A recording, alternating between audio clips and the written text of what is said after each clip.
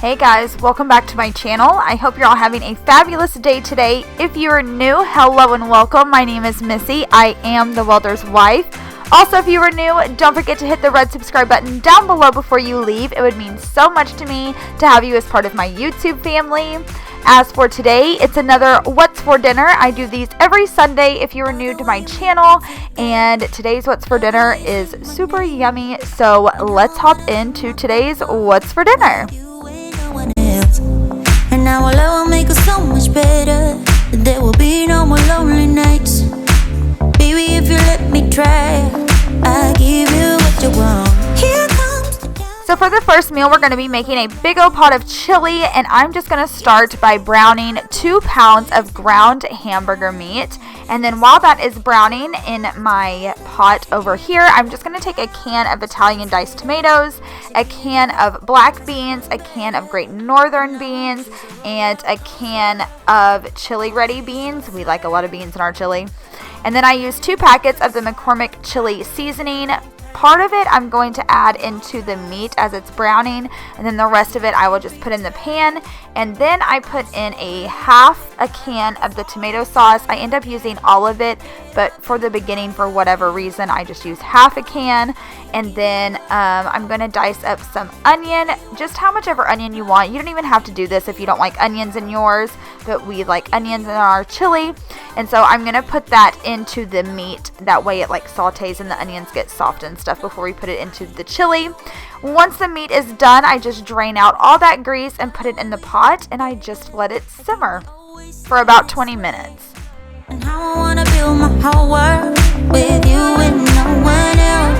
And how our love will make us so much better. And there will be no more lonely nights. So in my chili, I just put crackers in mine. You can put like Fritos, or you don't have to put anything if you don't want to. Let me know down below what you put in your chili.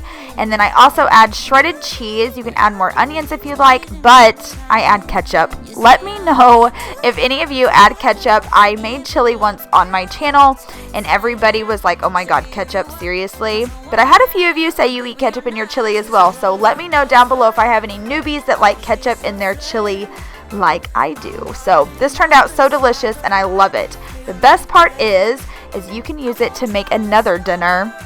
My footage is blurry for whatever reason. I'm so sorry about that. But I am taking a pack of the all beef hot dogs and I'm placing them in my air fryer.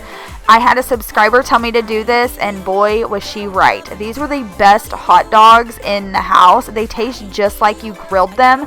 So all I did was I put my air fryer on 390 and I cooked them for about 10 minutes, and then halfway through I will go through and I will flip them, and then I just warmed up that leftover chili and we had chili dogs. I served this with some potato wedges on the side and it turned out delicious. This meal was so simple and easy, and the hot dogs were amazing in the air fryer. You must try that if you haven't. So on the next night, I am making something different. So what I did, and I don't know how I came up with this, I just had it in my head. I don't know, I'm crazy like that. But I'm just taking some chicken tenderloins. If you've been on my channel for a while, I hate cooking with chicken breast. I don't know why, I just do. So I always get the tenderloins, and I am just seasoning them with the Cavender seasoning, and then I'm putting them in the skillet, and I'm cooking those all the way through. And then I'm going to be taking this Great Value spinach and artichoke dip, and I am just going to make it like the package says so on the back. It's basically you just put it in the microwave and let it cook. But once the chicken is done cooking and once the spinach dip is good and cooked, I'm going to add the spinach dip on top of the chicken, and then I'm also going to be adding some shredded cheese on top, and I just let it get to where like the cheese is nice and melted on top, and then it was done. It was like a spinach cheesy chicken breast, and this was low carb, you guys. So if you're on a keto diet, you can totally make this and you'll be okay. And then I served mine with cauliflower rice and cheesy veggies on the side. This was so good, you guys, so good, and I love cauliflower rice. It is delicious. So on the next night, the last night, I made smothered pork chops, which I have made before, but this time I did a little twist to it because normally, if you guys have been on my channel for a while, I use cream of potato soup, but instead I substituted that for cream of mushroom so I could take out some of those carbs. So all I did was take 2 cans of broccoli cheddar soup, 2 cans of cream of celery, and 2 cans of cream of mushroom. Put your crock pot liner in. Do not forget that, or this will be crispy to your freaking crock pot and it won't be good. So I always use those. It's a personal preference. You don't have to use them, but I love them.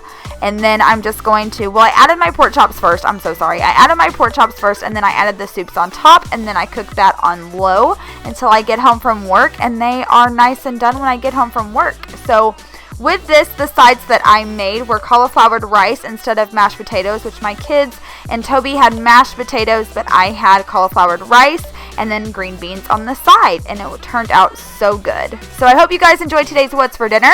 If you did, please give it a thumbs up. Don't forget to subscribe, and I'll talk to you guys later. Bye!